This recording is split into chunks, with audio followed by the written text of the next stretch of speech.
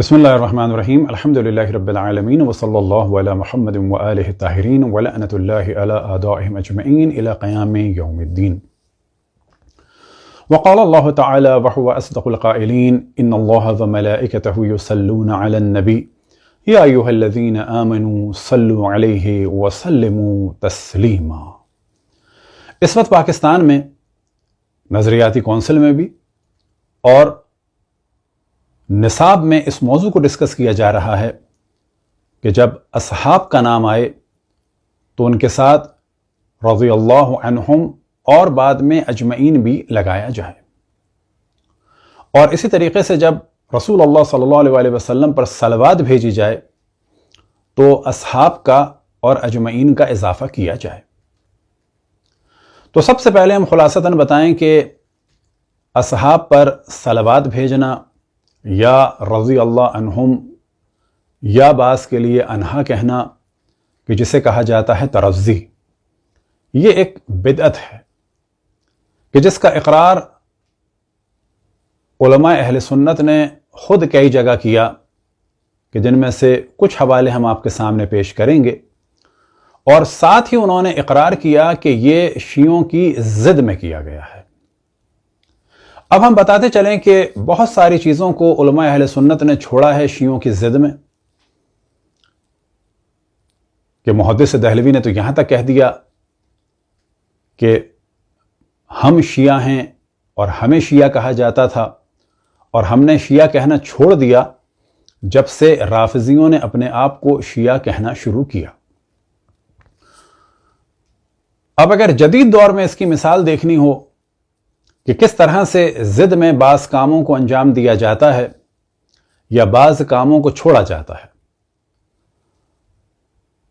تو بریلویوں کے مقابلے میں جو لوگ ان پر اعتراض کرنے والے ہیں تشہد کے موضوع میں، کہ جب بریلوی انگشت شہادت کو بلند کرتے ہیں تو ان کے مخالفین کہتے ہیں کہ یہ کام صحیح نہیں ہے کیونکہ یہ شیعوں کی علامت ہے۔ کیا مراد؟ کیونکہ شیعہ زیارت میں اشارہ کرتے ہیں، یعنی اب وہ یہ نہیں ڈسکس کر رہے کہ یہ شریعت میں ثابت ہے یا نہیں ہے، اور اگر روایت ہے تو صحیح ہے یا ضعیف ہے۔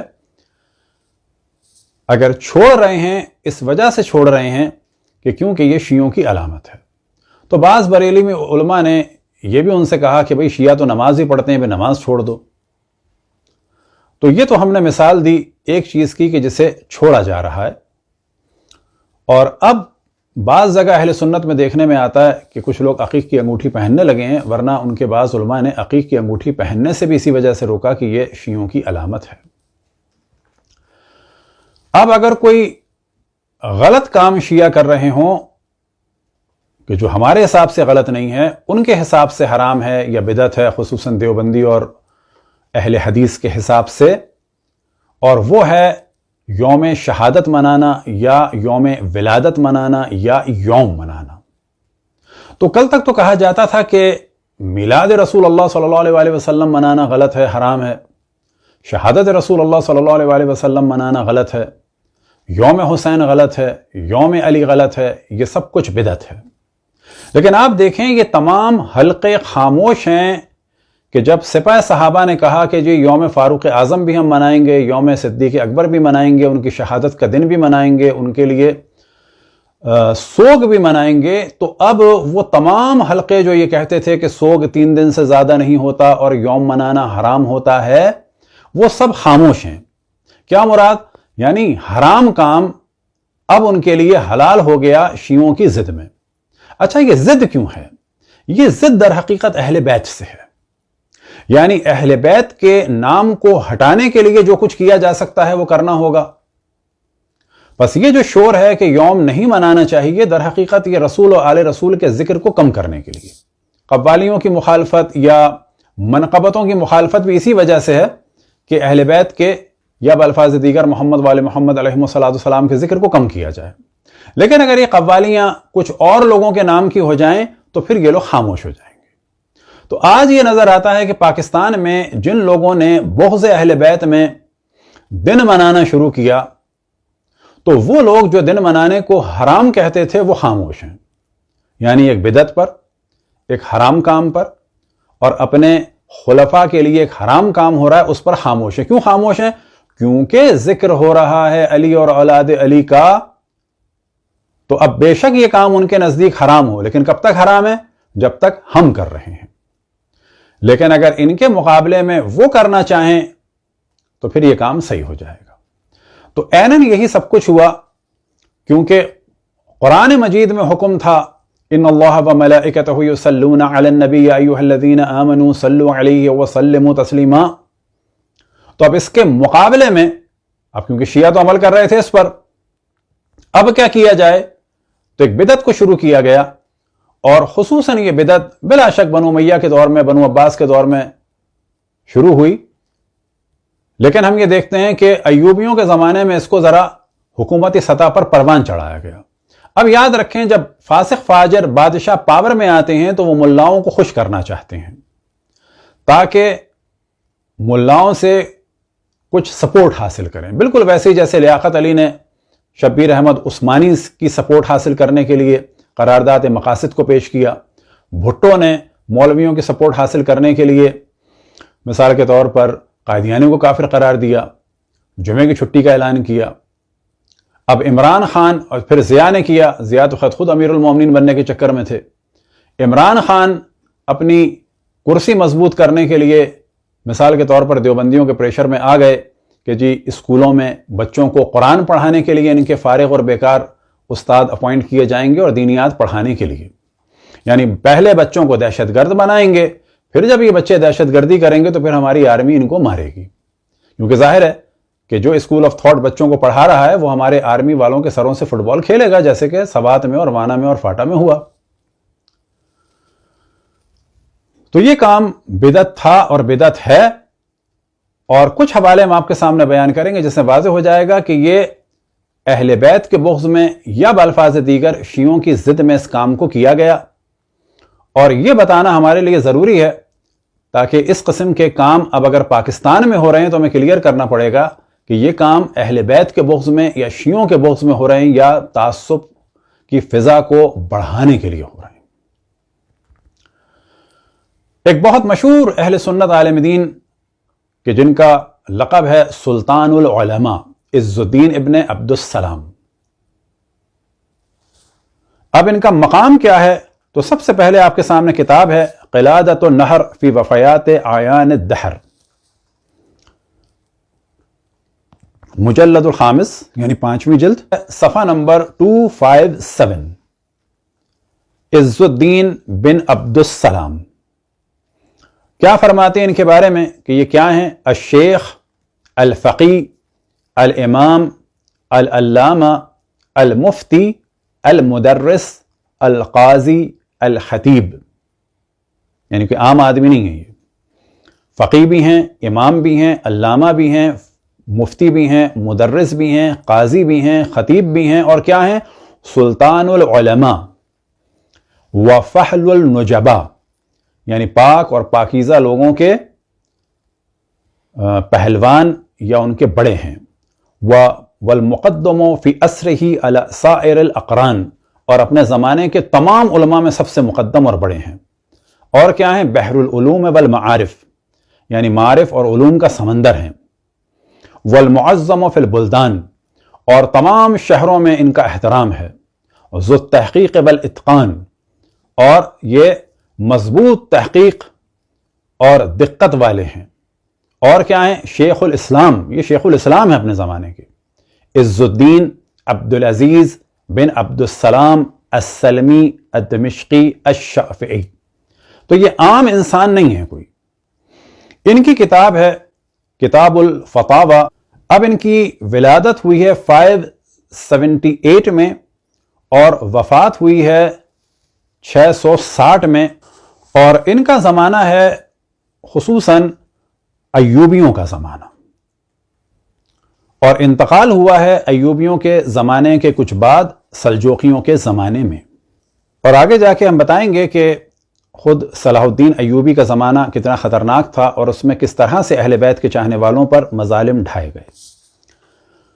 اب آپ کے سامنے صفحہ نمبر ہے 48، اور یہاں پر مسئلہ نمبر ہے 16 اور ان سے سوال ہو رہا ہے. سوال کیا ہے؟ هل يستحب للخطيب ذکر الصحابہ فی الخطب علی ما جرت به العادہ فی زماننا بألفاظ مسجعہ.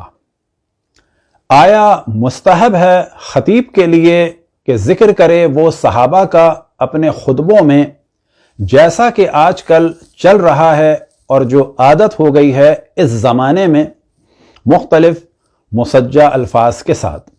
تو سوال میں ہی واضح ہو گیا کہ یہ چیز اس زمانے میں بھی کلیئر نہیں تھی، اس زمانے میں یہ شروع ہوئی تھی، اس زمانے میں یہ پروان چڑھ رہی تھی، اس زمانے کے لوگ بھی اس کو نہیں جانتے تھے، نہیں مانتے تھے، اور اسی وجہ سے سوال کر رہے ہیں کہ ہمارے زمانے میں یہ جو کام شروع ہوا ہے، یعنی 7ویں اور 6 ہجری کے درمیان.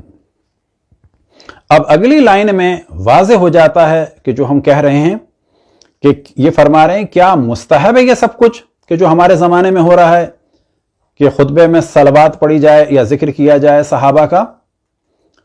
اور اس کے بعد سوال کر رہے ہیں ام ترکہ اولا لموافقت السلف. اب یہاں پر جو نیلے سے ہم نے ہائی لائٹ کیا تو بہت زیادہ واضح ہو گیا کہ سوال اگلا کیا کر رہے ہیں، یا اس کا ترک کرنا بہتر ہے جس طرح سے ہمارے سلف کرتے تھے، یعنی تابعین و تابع تابعین و اصحاب یہ سب کو یہ نہیں پڑھتے تھے یہ سب کچھ. تو یہاں پر سوال میں انہوں نے واضح کر دیا کہ یہ سب کچھ نیا شروع ہوا ہے، یہ کرنا آیا بہتر ہے یا اس کا چھوڑنا بہتر ہے جیسے کہ ہمارے بزرگ کرتے تھے. اب آگے پھر سوال کرتے ہیں وَإِذَا صَلَّى الْإِنسَانُ عَلَى النَّبِي، کہ اگر صلوات بھیجے انسان نبی پر، یستحب لہ الصلاۃ علی آلہ، تو مستحب ہے صلوات بھیجنا ان کی آل پر. اب یہ ایک انڈرسٹوڈ چیز نظر آ رہی ہے جو بلا شک روایات میں ہے، اور یہاں پر بھی سوال میں انڈرسٹوڈ کے طور پر ہے کہ اذا صلی الانسان علی النبی یستحب لہ الصلاۃ علی آلہ، یعنی یہ کنفرم سی چیز ہے کہ جب نبی پر صلوات بھیجی جائے تو ان کی آل پر بھی صلوات بھیجنا مستحب ہے. اب یہاں پر سوال ہو رہا ہے وَإِذَا صَلَّى عَلَى آلِهِ يُدْخَلُ أَصْحَابُهُ فِي ذَلِكَ أَمْ لَا. اب جب آل پر صلوات بھیجی جائے تو کیا اصحاب کو اس میں شامل کیا جائے یا نہ کیا جائے؟ یعنی دوبارہ سوال سے واضح ہو گیا کہ اس زمانے میں اصحاب کو شامل نہیں کیا جاتا تھا. وَأَيُّهُمَا أَوْلَى أَن يَقُولَ الْمُصَلِّي اللَّهُمَّ صَلِّ عَلَى مُحَمَّدٍ وَعَلَى آلِ مُحَمَّدٍ وَأَصْحَابِهِ أَوْ أَصْحَابِ مُحَمَّدٍ وَآلِهِ. کہہ رہے ہیں اب اگر داخل کر دیا جائے تو کیا بہتر ہے کہ اللہم صلی علی محمد وعلی آل محمد وأصحابہ کہا جائے، یا یہ کہ نا اور زیادہ شدت کہ اللہم صلی علی محمد وعلی اصحاب محمد وآلہ، یعنی آل کو بعد میں ذکر کیا جائے؟ کون سا بہتر ہے؟ یعنی شاید یہ بھی ہو رہا تھا کہ پہلی بدعت یہ تھی کہ اصحاب کو داخل کیا تو کچھ نے کہا کہ نہیں اصحاب کا پہلے ذکر ہو. وَلَوْ كَانَ ذِكْرُ الصُّحْبِ مُسْتَحَبًّا فَلِمَا لَمْ يَذْكُرْهُ النَّبِيُّ وَالصَّحَابَةُ وَالْخُلَفَاءُ الرَّاشِدُونَ بَعْدَهُمْ. اب یہاں پر نیلے سے ہم نے ہائی لائٹ کیا کہ سوال میں خود وہ حقائق کو بیان کر رہے ہیں کہ اگر صحابہ کا ذکر صلوات میں مستحب ہے تو پس کیوں ذکر نہیں کیا نبی صلی اللہ علیہ وآلہ وسلم نے؟ انہوں نے ذکر نہیں کیا، اس کا مطلب ہے بدعت ہے. والصحابہ، یہاں سے پتا چلا کہ صحابہ بھی صلوات میں ان کا ذکر یعنی اصحاب کا ذکر اپنے زمانے میں نہیں کرتے تھے. اور پھر اس کے بعد اب انہوں نے حاکموں کا ذکر کر دیا، یعنی خلیفہ اول، دوم، سوم، چہارم کے زمانے میں بھی یہ کام نہیں ہوتا تھا. والخلفاء الراشدون، ان کے زمانے میں بھی یہ نہیں ہوتا تھا. پس معلوم ہوا کہ صلوات میں اصحاب کا ذکر نہ نبی کے دور میں ہوا صلی اللہ علیہ وآلہ وسلم کے، نہ باقی صحابہ میں سے کسی نے کیا، اور نہ حکومتی پیمانے پر اور ان خلفاء کے زمانے میں ہوا، نہ ان کے بعد اصحاب نے کیا. تو یہ بھی سوال میں بار بار کلیئر ہو گئی چیزیں. وَمَنِ الْآلِ الْمُخْتَارِ عِنْدَكُمْ حَمَاكُمُ اللَّهُ. اور اب سوال کر رہے ہیں کہ آپ کے نزدیک آل مختار کون ہیں، یعنی کن کو اختیار کیا جائے؟ اللہ آپ کی نصرت فرمائے، آپ کو کامیابی عطا فرمائے۔ اب ان کا جواب ہے، کس کا؟ عز الدین ابن عبدالسلام کے جو سلطان العلماء، اپنے زمانے کے شیخ الاسلام اور امام اور فقیہ اور سب کچھ ہیں۔ فرماتے ہیں ذکر الصحابہ والخلفاء والسلاطین بدعۃ غیر محبوبۃ، کہ صحابہ کا ذکر کرنا، اب کہاں پہ ذکر کرنا؟ یعنی صلوات میں، اور خلفاء کا اور بادشاہوں کا ذکر کرنا کیا ہے؟ بدعت ہے۔ اور بدعت بھی کیسی ہے؟ غیر محبوبۃ، یعنی یہ بدعت حسنہ نہیں ہے، غیر محبوبہ ہے۔ البتہ اگر آپ توجہ دیں پچھلی والی شق پر، فَلِمَا لَمْ يَذْكُرْهُ النَّبِيُّ وَالصَّحَابَةُ وَالْخُلَفَاءُ الرَّاشِدُونَ، تو یہاں پر واضح ہو گیا کہ یہ جو آیت پیش کی جاتی ہے رضی اللہ عنہم، اور کہا جاتا ہے یہاں پر حکم ہے، تو وہاں پر کوئی حکم نہیں ہے۔ اور اس آیت سے یہ نتیجہ کبھی بھی صحابہ نے یا خلفائے راشدین نے نہیں نکالا، اور اس زمانے کے جو علماء تھے، یعنی 7ویں صدی کے اور 6ٹھی صدی کے آخر کے عز الدین عبدالسلام، انہوں نے بھی یہ جواب نہیں دیا کہ جی قرآن کی اس آیت میں ایسا کوئی حکم ہے۔ واقعاً ایسا حکم نہیں ہے، اس کو ہم انشاءاللہ اگلے لیکچر میں بیان کریں گے۔ اب اس کے بعد بیچ میں کہتے ہیں کہ دعا کی جائے، لوگوں کی تبلیغ کی جائے، تلاوت قرآن کا ذکر کیا جائے، مسجد میں آنے کی دعوت دی جائے، یہ سارے کام کرنے چاہیے خطیب کو۔ اب یہاں پر دوبارہ اس موضوع کو شروع کرتے ہیں، وَالْأَوْلَى أَن يَقْتَصِرَ فِي الصَّلَاةِ عَلَى رَسُولٍ عَلَى مَا صَحَّ فِي الْحَدِيثِ وَلَا يَزِيدُ عَلَيْهِ بِذِكْرِ الصَّحَابَةِ وَلَا غَيْرَهُمْ، کہ اولا یہ ہے کہ صلاۃ جو ہے وہ رسول اللہ صلی اللہ علیہ وسلم پر بھیجی جائے، البتہ ظاہر ہے جب ان پر بھیجی جائے تو آل تو شامل ہیں، اور اضافہ نہ کیا جائے صحابہ کا یا کسی کا بھی۔ اور بعد میں کہتے ہیں کہ شافعی کے نزدیک کون ہیں؟ وہ آل الرسول عند الشافعی بنو ہاشم و بنو عبد المطلب۔ اب کیونکہ یہ شافعی ہیں تو آل کے معاملے میں انہوں نے شافعی کے قول کو بیان کر دیا۔ اب ہم بتاتے چلیں کہ جو زمانہ تھا کہ جس زمانے میں یہ بدعت شروع ہوئی، یہ صلاح الدین کا زمانہ تھا، اور یہ وہ زمانہ تھا کہ جس میں ایوبی حکومت نے فاطمی حکومت کو ختم کیا، عاشور کے دن حزن و ملال کی جگہ جشن شروع کیا، مختلف پکوان شروع کیے، حلوے شروع کیے، اور مختلف مٹھائیاں شروع کی، اور حزن کو ختم کیا، اور پھر شیعوں کو قتل کیا۔ آپ کے سامنے کتاب ہے رحلت ابن جبیر، اور یہ 614 ہجری میں لکھی گئی ہے، یعنی تقریباً اسی زمانے میں۔ تو یہاں پر پیج نمبر 217 میں ہے وَلِلشِّيَعِ فِي هَذِهِ الْبِلَادِ أُمُورٌ عَجِيبَةٌ وَهُمْ أَكْثَرُ مِنَ السُّنِّيِّينَ بِهَا وَقَدْ أَمَرُوا الْبِلَادَ بِمَذَاهِبِهِمْ، کہ اس پورے شام اور مختلف علاقوں میں، بیت المقدس وغیرہ کے علاقے میں کہتے ہیں کہ شیعہ وہاں پر اہل سنت سے زیادہ ہیں۔ اور اب آپ کے سامنے کتاب ہے خطۃ الشام، اور یہاں پر پیج نمبر 743 میں آتا ہے وَأَتَى صلاح الدین وَخُلَفَاؤُهُ فِيهَا عَلَى التَّشَيُّعِ كَمَا أَتَى عَلَيْهِ فِي مصر، کہ سلطان صلاح الدین نے ان علاقوں میں وہی سب کچھ کیا کہ جو مصر میں کیا، یعنی کہاں پر؟ شام کے علاقے میں وہی سب کچھ قتل عام کیا کہ جو مصر میں کیا۔ اب آپ کے سامنے گفتگو آئے گی احمد قریمہ صاحب کی، کہ جو مصر کی ٹی وی میں گفتگو کر رہے ہیں کہ عاشور کا دن شیعوں کی علامت تھا، حزن و ملال کا دن تھا، اور ایوبیوں نے اس دن کو خوشی کا دن قرار دیا، اور وہ ڈسکس کر رہے ہیں کہ مصر میں جو طبق بنایا جاتا ہے خوشی کا عاشور کے دن، اس کا بیک گراؤنڈ کیا ہے۔ يوم عاشوراء الشيعة جعلوه يوم حزن وربطوه باستشهاد الإمام الحسين بن علي بن فاطمة عليهم رضوان الله. يأتي الناصر صلاح الدين الأيوبي السني مع علماء مصر، وبعدين أراد أن يقضي على الموروث الشيعي المتوارث في مصر من أيام الفاطميين. عمل إيه؟ المفاجأة هو اللي اخترع طبع عاشوراء. أيوة. ليه بقى؟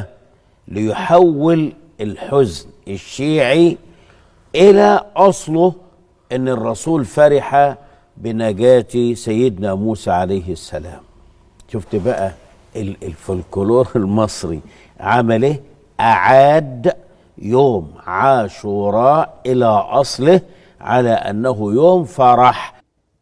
اور ساتھ ہی آپ کے سامنے الجزیرہ کی ویب سائٹ پر جو طبق بنایا جاتا ہے اس کی باقاعدہ ایک تصویر بھی ہے کہ کس طرح سے عاشور میں خوشیاں منائی جاتی ہیں، اور ساتھ ہی مصر کا اخبار الاہرام ہے کہ جہاں پر طبق عاشور کے جس کا ڈسکشن احمد کریمہ صاحب فرما رہے ہیں، اور وہاں پر یہی ہے قصۃ الحلوہ کہ یہ حلوے کا کیا قصہ ہے فاطمین اور عثمانین کے درمیان۔ اب یہاں پر یہ بتانا چاہ رہے ہیں کیونکہ فاطمی عاشور کے دن سوگ مناتے تھے تو ان کے بغض میں ان لوگوں نے عاشور کے دن خوشیاں منانا شروع کر دیں۔ اب آج کے زمانے کی کتاب آپ کے سامنے ہے، لشیخ الاسلام احمد بن عبد الحلیم بن عبد السلام بن تیمیہ کی ہے یہ، لیکن اس پر جو حاشیہ ہے صالح بن عبد العزیز بن محمد بن ابراہیم آل شیخ، یہ اس زمانے میں سعودی عرب کے ایک بڑے عالم ہیں اور وزیر بھی رہ چکے ہیں، انہوں نے اس کی شرح لکھی ہے اور وہ پیج نمبر 410 میں اس موضوع کو ڈسکس کرتے ہیں، اور وَأَدْخَلُوهَا فِي أَشْيَاءَ مِنَ الْعِبَادَاتِ وَفِي كَلَامِهِمْ، یعنی اصحاب کے ذکر کو داخل کیا عبادات کے درمیان اور اپنی گفتگو کے درمیان، كَمَا فَعَلُوا فِي إِدْخَالِ التَّرَزِّي عَنِ الصَّحَابَةِ، جس طرح سے رضی اللہ میں اصحاب کے ذکر کو داخل کیا، وَالتَّرَزِّي عَنْ أُمَّهَاتِ الْمُؤْمِنِينَ، اور امہات المومنین کے لیے رضی اللہ عنہا کہنا شروع کیا،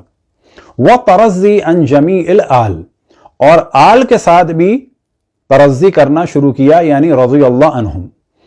اب یہاں پر یہ بتاتے چلیں کہ یہ ایک سازش کے تحت ہے کہ آل کے ساتھ بھی رضی اللہ لگایا جائے، لہٰذا کچھ اور نادانوں نے بھی اس قسم کا شور مچایا تھا جو بظاہر مذہب اہل بیت سے نظر آتے ہیں، لیکن اصل سازش یہ ہے کہ اہل بیت کے ذکر کو دوسروں کے ذکر کے ساتھ ملا کر بالکل برابر کر دیا جائے۔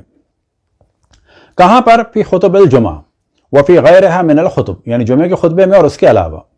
اب یہاں پر کہتے ہیں فَإِنَّ إِدْخَالَ التَّرَزِّي عَنِ الصَّحَابَةِ وَعَنْ زَوْجَاتِ النَّبِيِّ لَمْ يَكُنْ فِي عَهْدِهِ، کہ بلا شک ترزی میں صحابہ کو داخل کرنا یعنی صحابہ کے لیے رضی اللہ عنہ کہنا یا ان کی زوجات کے لیے امہات المومنین کے لیے رضی اللہ عنہا کہنا، لم یکن فی عہدہ، یعنی رسول اللہ صلی اللہ علیہ وسلم کے زمانے میں یہ نہیں تھا، ولا فی عہد ابی بکر، نہ ابو بکر کے زمانے میں تھا، وعمر، ولا فی عہد عثمان، اور نہ ہی یہ عمر اور عثمان کے دور میں تھا۔ اب مولا امیر المومنین کا انہوں نے ذکر نہیں کیا۔ ثم بعد ذلك الائمہ من التابعین، اور پھر ان کے بعد جو ائمہ تابعین تھے ان کے دور میں بھی نہیں تھا۔ فمن بعدهم ادخلوا هذا الترزی، ان کے بعد یعنی تابعین کے بھی بعد اس ترزی میں اصحاب کے ذکر کو داخل کیا گیا۔ ومن بعدهم ادخلوا هذا الترزی وادخلوا هذا الشعار، یہ کیوں اس میں اس علامت میں داخل کیا گیا؟ لأنه صار شعارا لأہل سنہ، یہ اہل سنت کی علامت بن گئی۔ اچھا کیوں بن گئی علامت؟ فی مقابلت غیرہم من الروافض، یعنی رافضیوں کے مقابلے میں یہ علامت بن گئی، یعنی ہماری ضد میں اس کام کو کیا گیا۔ اب ترزی کی بات تو انہوں نے کر دی کہ ترزی جو ہے نہ رسول اللہ صلی اللہ علیہ وسلم کے دور میں تھی، نہ خلیفہ اول، نہ دوم، نہ سوم کے دور میں، نہ اصحاب کے دور میں، نہ تابعین کے دور میں، ان کے بعد کی بات ہے یہ۔ اب یہ کہتے ہیں صلوات کے بارے میں، تو پیج نمبر 411 میں کہتے ہیں کذالک فی مسئلۃ الصلاۃ علی النبی، یہی والا موضوع ہے کہ صلاۃ میں بھی کسی کا کوئی ذکر نہیں تھا، لیکن اصل کیا ہے؟ الاصل فیہا ان الصلاۃ علیہ صلی اللہ علیہ وآلہ وسلم وعلی آلہ، کہ اصل حقیقت یہ ہے کہ صلوات جو ہے وہ رسول اللہ صلی اللہ علیہ وآلہ وسلم پر ہے اور ان کی آل پر ہے۔ کما جاء ذالک مبینا فی حدیث ابن حمید وغیرہ فی صحیحین، کہ یہ جو صحیحین میں روایات آئی ہیں جو آپ کے سامنے ہم بعد میں پیش کریں گے، ان میں بھی واضح ہے کہ صلوات رسول اللہ صلی اللہ علیہ وآلہ وسلم پہ ہے، اس کے بعد ان کے بعد کہ صحیحین میں بھی یہ بات واضح ہے کہ صلوات رسول اللہ صلی اللہ علیہ وآلہ وسلم پر اور ان کے حکم سے ان کی آل پر ہے۔ وغیرہما، صحیحین کے علاوہ بھی اور کتابوں میں ہے یہ موضوع. یہ ایک مسلم موضوع تھا اہل سنت میں، لیکن بدعت کے طور پر اصحاب کو اور دوسرے لوگوں کو داخل کیا گیا. فإن النبی علمہم ان تکون الصلاۃ علیہ وعلی آلہ، کہ بلا شک رسول اللہ صلی اللہ علیہ وسلم نے اپنے اصحاب کو بتایا تھا، یا یہ کہ بتایا تھا انہوں نے کہ صلوات جو ہے اس میں کس پر ہے؟ وہ ان پر ہے اور ان کی آل پر ہے. فإن اہل السنہ اذا ذکروا الصلاۃ علیہ صلی اللہ علیہ وآلہ وارادوا ان یذکروا الآل ادخلوا معہم صحابہ. یعنی رسول اللہ صلی اللہ علیہ وسلم نے تو بتایا کہ مجھ پر میری آل پر بھیجو، لیکن اہل سنت نے کیا کیا کہ جب وہ صلوات بھیجتے ہیں ان پر اور پھر ارادہ کرتے ہیں کہ آل کا ذکر کریں، تو پھر بیچ میں داخل کر دیتے ہیں کس کو؟ صحابہ کو. اور کیا کہتے ہیں؟ قالوا صلی اللہ علیہ وعلی آلہ وصحبہ ولم یختصروا علی الآل، آل پر رکتے نہیں ہیں، جبکہ حکم رسول اللہ صلی اللہ علیہ وسلم کیا تھا کہ مجھ پر اور میری آل پر بھیجو. ھذا عند اکثر اہل سنہ لأجل الا یشابہ الرافضہ والشیعہ، تاکہ رافضیوں سے اور شیعوں سے شباہت نہ ہو. کیونکہ ہم کیا کہتے ہیں؟ صلی اللہ علیہ وآلہ، ہم جو کہتے ہیں وہ حکم رسول اللہ صلی اللہ علیہ وسلم کے مطابق کہتے ہیں. اب یہ ہماری ضد میں حکم رسول اللہ صلی اللہ علیہ وسلم کی مخالفت کرتے ہوئے، ایک بدعت کرتے ہوئے کہ جو نہ خلیفہ اول کے دور میں تھی، نہ دوم کے دور میں تھی، نہ سوم کے دور میں تھی، نہ مولا امیر المومنین کے دور میں، نہ اصحاب کے دور میں، نہ تابعین کے دور میں، کسی کے دور میں بدعت نہیں تھی. اس بدعت کو شروع کر دیا گیا اللہ رسول کی مخالفت کرتے ہوئے، صرف شیعوں کی مخالفت کرتے ہوئے. کیوں؟ تاکہ شیعوں سے شباہت نہ ہو. اچھا، وہ شباہت کیا ہے؟ فی تولیہم للآل، کہ وہ محبت کرتے ہیں آل سے دون الصحب، کہ وہ صحابہ سے محبت نہیں کرتے. یہ بالکل ایک تہمت ہے. ہم کہتے ہیں ہم ان اصحاب سے محبت کرتے ہیں کہ جو آل سے محبت کرتے تھے. اب آپ کے سامنے صحیح بخاری کی جہاں پر روایتیں موجود ہیں، جلد نمبر ہے 7 اور صفحہ نمبر ہے 647 اور 48 اور حدیث نمبر ہے 6357، کہ جب نبی صلی اللہ علیہ وسلم تشریف لائے تو ہم نے کہا یا رسول اللہ، یہ تو ہمیں معلوم ہے کہ ہم آپ کو سلام کس طرح کریں، لیکن آپ پر درود ہم کس طرح بھیجیں؟ حضرت صلی اللہ علیہ وسلم نے فرمایا کہ اس طرح کہو، اللہم صلی علی محمد وعلی آل محمد کما صلیت علی ابراہیم انک حمید مجید، اللہم بارک علی محمد وآل محمد کما بارکت علی ابراہیم انک کما بارکت علی آل ابراہیم انک حمید مجید. یعنی ہر جگہ اپنی آل کا ذکر کیا، اصحاب کا ذکر نہیں کیا. یہ بخاری کی ایک روایت، اور دوسری روایت بھی آپ کے سامنے ہے 6358، اور یہاں پر بھی یہی ہے کہ عبداللہ ابن خباب نے بیان کیا اور ان سے ابو سعید خدری رضی اللہ عنہ نے بیان کیا کہ ہم نے کہا اے رسول کے اے اللہ کے رسول، آپ کو سلام اس طرح کیا جاتا ہے، لیکن آپ پر درود کس طرح بھیجا جاتا ہے؟ حضرت صلی اللہ علیہ وآلہ وسلم نے فرمایا کہ تو اصل روایت کیا ہے؟ قال قلنا یا رسول اللہ ھذا السلام علیک فکیف نصلی؟ قال قولوا، کہ رسول اللہ صلی اللہ علیہ وآلہ وسلم نے فرمایا کہ تم کہو، کیا کہو؟ اللہم صلی علی محمد عبدک ورسولک کما صلیت علی ابراہیم وبارک علی محمد وآلہ بارک علی محمد وعلی آل محمد کما بارکت علی ابراہیم وآل ابراہیم. اب دیکھیں کمال کی بات یہ ہے، یا جسے کہا جائے انتہائی ڈھٹائی کی بات اور شرم کا مقام یہ ہے کہ جن احادیث میں رسول اللہ صلی اللہ علیہ وآلہ وسلم فرما رہے ہیں کہ جب مجھ پر درود بھیجو تو میری آل کو شامل کرو، تو ہم نے نیلے سے ہائی لائٹ کر دیا ہے کہ ان روایات میں بھی آل کے ذکر کو ہٹا دیا. یعنی بغض اہل بیت کا یہ عالم ہے کہ حکم رسول اللہ کی مخالفت ہو رہی ہے، حتیٰ ان احادیث میں کہ جن احادیث میں رسول اللہ صلی اللہ علیہ وآلہ وسلم کا حکم ہے کہ جب مجھ پر صلوات بھیجو تو میری آل پر بھی بھیجو. یہ ہے بغض اہل بیت کا عالم. اب آپ کے سامنے صحیح مسلم جزء اول اور حدیث نمبر ہے 65 اور 66، اور یہاں پر بھی یہی والا موضوع ہے، آتانا رسول اللہ صلی اللہ علیہ وآلہ وسلم. تو یہاں بھی آل کے ذکر کو ہٹا دیا.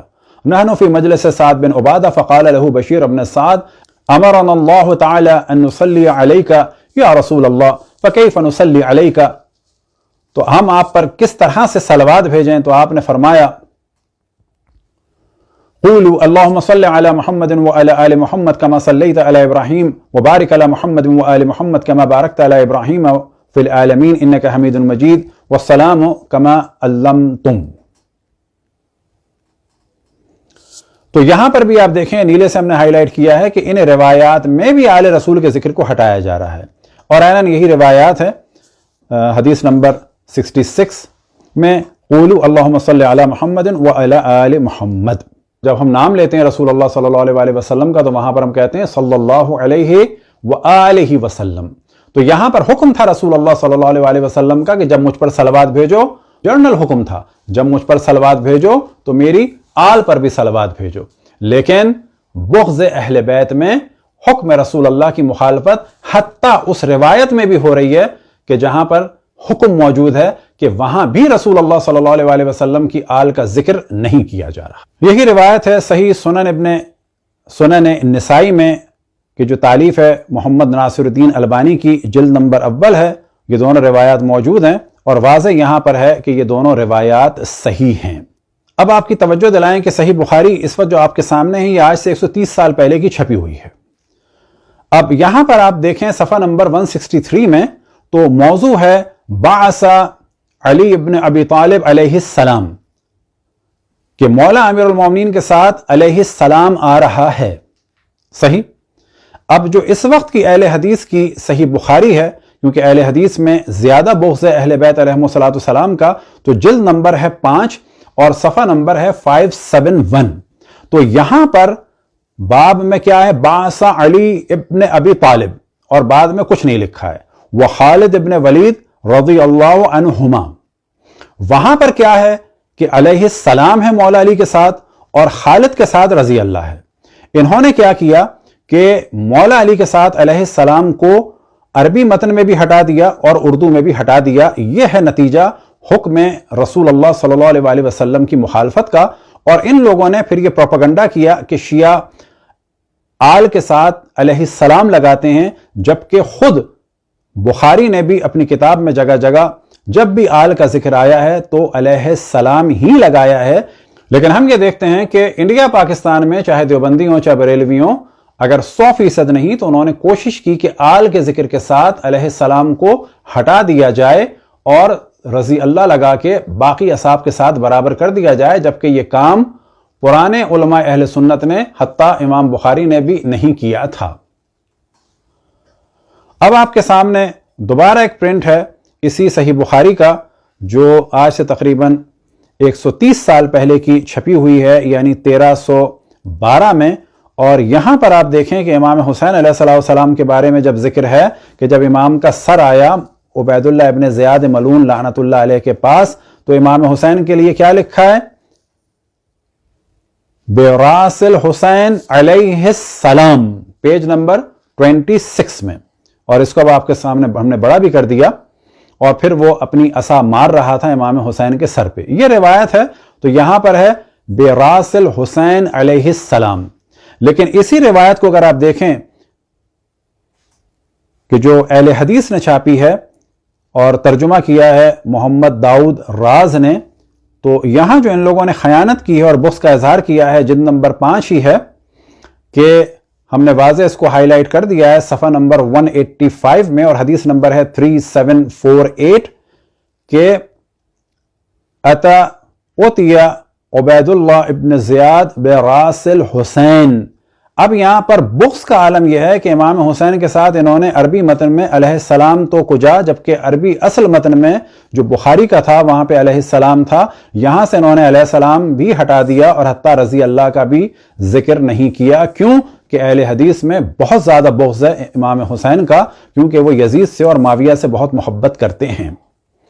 اردو متن میں انہوں نے کسی مجبوری کے تحت بالآخر کہا جب حضرت حسین رضی اللہ عنہ کا سر مبارک عبید اللہ ابن زیاد کے پاس لایا گیا اور ایک تشت میں رکھ دیا گیا تو وہ بدبخت اس پر لکڑی سے مارنے لگا، اور آپ کے حسن اور خوبصورتی کے بارے میں بھی کچھ کہا. تو یہاں پر آپ دیکھیں کہ رضی اللہ انہوں نے یہاں لکھ دیا، وہاں نہیں لکھا، جبکہ اصل متن میں بخاری میں علیہ السلام تھا.